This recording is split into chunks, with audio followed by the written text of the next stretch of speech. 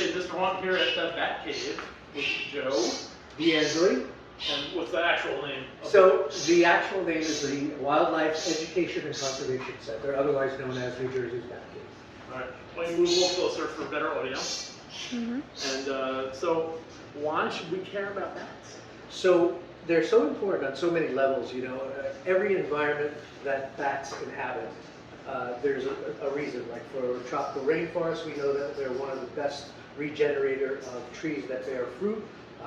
You know, the baobab tree, the tree of life in Africa, so many things that we use and take for granted in our everyday life.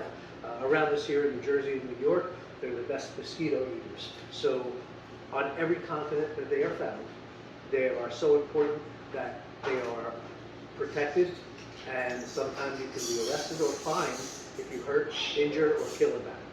So what is your mission here? So our mission here is to educate people that really are not sure. You know, we have two types of people that come in. People that absolutely love bats, or people that want to find out more about bats. So our mission is to educate those that have basically grown up in our generation or older, hearing all the silly stuff, you know, the myths about bats and the myths about them getting caught in your hair, and you know, the falsehoods about the facts about rabies and bats and everything else in between. Blind as a bat, you know, all of that stuff.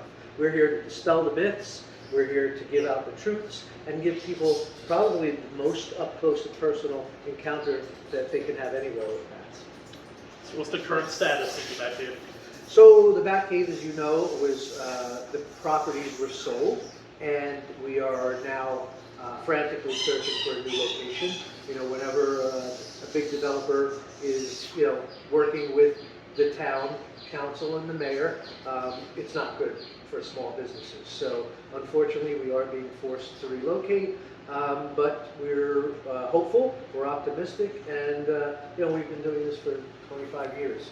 It's not time to quit just yet. We still have a lot of work. Awesome. It's more than just bats here, right? It is. It is. It was originally home to bats, and then, as you see around you, we gained a lot of animal ambassadors, as we call them. Everything from tarantulas to owls to alligators to kangaroos and sloths and a kinkajou named Jack, and of course our Bengal cats. So it's become home to a lot of different animals. Oh, yeah. Sphinxing out. Right. There's Chonk. Chonky. Say hi there, Chonk. Yeah. Everybody has a part to play here at the Wildlife Center. And this is a truly remarkable place. I love it here. And so what's your favorite bat fact? Most interesting bat fact you could share? You know, of course it has to be the whole vampire angle, you know? It has to be. We love that. I was a fan of cheesy, you know, vampire horror flicks and vampire bat horror flicks. As are we. Right. So, like in the 80s, there was. Phillips. Well, before that, there was, I think it was 79 or 80. There was Nightwing. Remember that Absolutely. one with Nick Mancuso? Absolutely. And all of that cheesy, you know, stuff. I mean, you can be a real rigid, stiff biologist, educator, or you could take it in stride. And we laugh at those things, and I enjoy watching them. And I say that's so silly, you know. And this, unfortunately, has an ill effect on people that are easily manipulated or easily swayed one way or another. Sure. So, you know, this is part of our job. You know, we'll put on sometimes some of those silly bat movies just to see, you know, you always see the younger generation laughing and say how ridiculous it is. And it's the older generation that's like, oh my God, that bat just got caught in that lady's hair and he's biting her. And I'm like, Hollywood, you know, it's Hollywood. It doesn't happen. But that's my favorite subject. And then we inform them that there are truly, you know, there are indeed 3 species of bats known as vampire bats. They're not from the United States.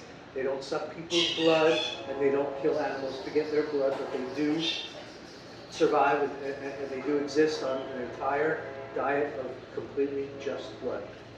So nice. That's, I think, one of my favorite bat facts. And then the other one, of course, is the fruit bats being one of the major pollinators of many of the Earth's important plants, trees, fruits, and everything in between.